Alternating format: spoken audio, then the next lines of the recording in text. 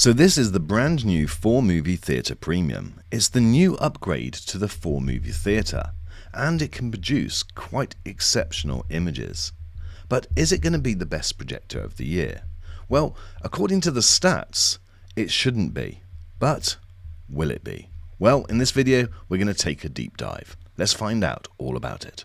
Don't forget to hit the red button to subscribe and give this video a thumbs up and click the notification bell to get my next video first.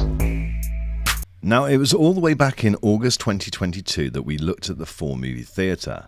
This was a revolutionary product and many people believed it was the best ultra short throw laser projector of its time, and certainly one of the best since.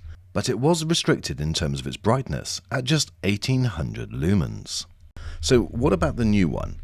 Now it's brighter. Is it better? Well, let's take a look. Now, a lot of things have changed about this product, but one thing nothing to do with this product that's changed is the competition.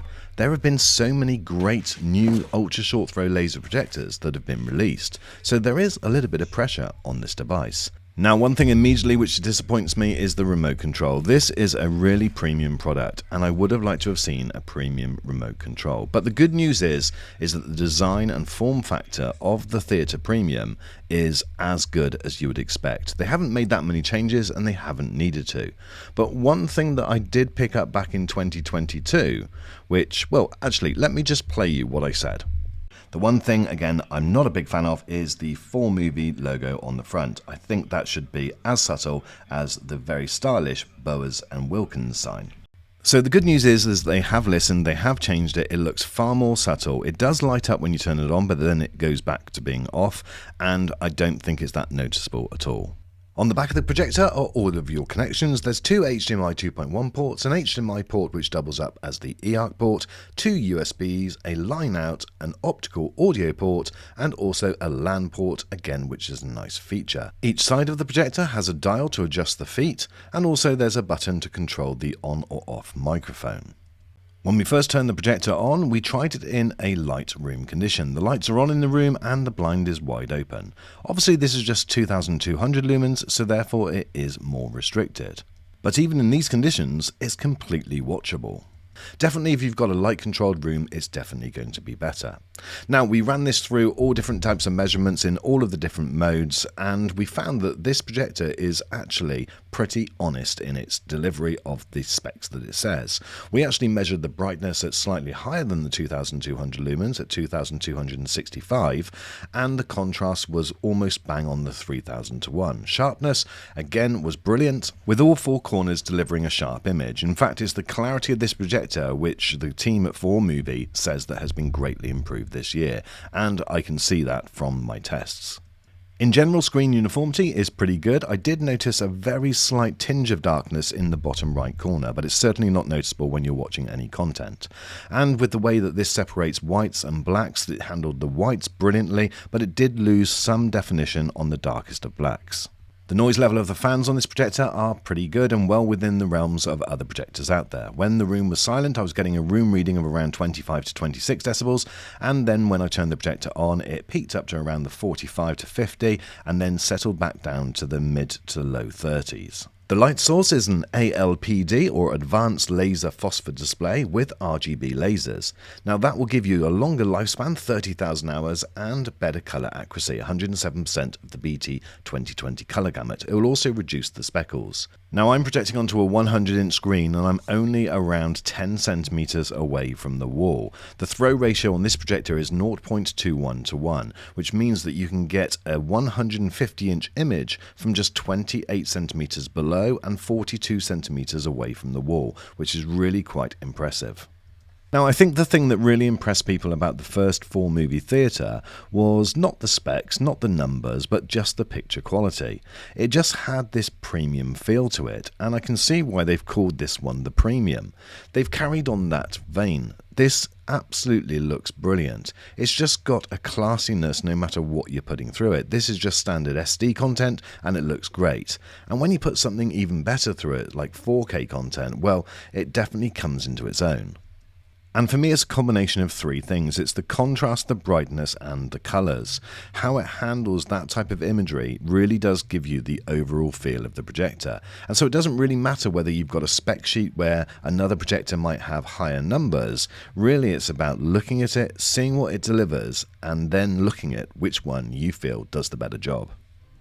Now, the video supported within this projector is Dolby Vision HDR, HDR10 Plus decoding, and HDR10. And I was really impressed with Dolby Vision. However, I have to say, Dolby Vision Vivid and Dolby Vision Light, not so much. In a darker room, if you've got those turned on, then the picture can sometimes look a little bit noisy and a little bit over bright. Whereas if you turn them off, you'll soon get used to the extra dark bits, but it's much more how the director intended you to watch the movie. It's definitely the way that I would go forward. And for those of you that are concerned of how this deals with blacks, well, I think that this imagery shows you everything that you need to know. It is super impressive how it handles darker scenes. And even when I'm playing footage which I took when I was on holiday, just with my DJI Osmo mobile, it all looked brilliant. It really is very, very impressive. The difference between the contrast of the lights, the highlighted areas, and the darker scenes is super, super impressive. But I'm pleased to report that bright scenes are not washed out. They're not oversaturated, you don't lose any detail, and everything still looks crisp and sharp, and pretty much as I shot it. Unlike a recent projector review I did, this is running Google TV, which is definitely the way forward. Obviously, everything about Google TV I think most people really enjoy. I particularly like the watch list where you can add things from your phone and it will automatically appear on your Google TV from your projector. And Netflix is working right out of the box. There's a host of different picture settings, so many that I can't go through, but if you really want me to go into this in more detail, then let me know. But you can literally change pretty much every single setting on this projector. And as you'd expect, there's electronic focus, which works really well, and you have 4 and 8 point keystone correction where you can drag the 4 corners to make sure it fits your screen if you have one, or just make sure that your image is straight. Okay, what about gaming? Well, we measured an input lag of around 18 milliseconds. In fact, it was exactly 18 milliseconds, and so this is not the fastest projector out there at the moment, but it's certainly very, very quick. The input lag is not going to cause you any problems. You can get as low as 4 and 6 milliseconds, so if you are really into your gaming, then that might be something that you want to consider. Another feature I really liked was MEMC, which is motion compensation, and you can actually turn it on, set it to different levels, and see the difference between it being on and being off. One thing that I think will impress most people is the sound. With 2 Bowers & Wilkins Generation 2 15-watt speakers, you're getting incredible sound technology, and it's one of the best I've heard on this type of projector.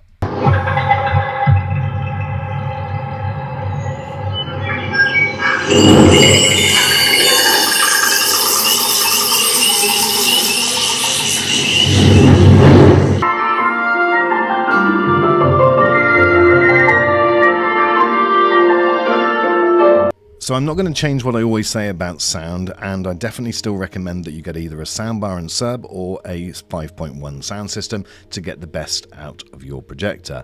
It definitely will give you much more of a theatre feel, but the sound quality is surprisingly good, and it did actually make me sit up and think, wow, that's pretty impressive. So you don't have to have separate sound, but I definitely still recommend it. So overall, my friends, you're getting what I would have expected from this projector. It is a premium projector. It feels fantastic, looks fantastic, and delivers an incredible picture. The one thing that this projector doesn't currently have is 3D support, but when I raised this with the team at Formovie, they did assure me that this is going to be provided in a firmware update very soon after launch. Okay, let's just finish off with some of the specs. So feel free to pause this screen and the next screen if you want to look at this in more detail, but this gives you everything that you're going to need to know about the projector. So the Formovie Theatre Premium is definitely a premium class projector. It doesn't have everything, for instance the 3D as we mentioned, but it doesn't really matter about the numbers on this projector because the picture quality, I don't know how they've done it, but they've just made it look so welcoming and so good. It really does give you that cinematic feel.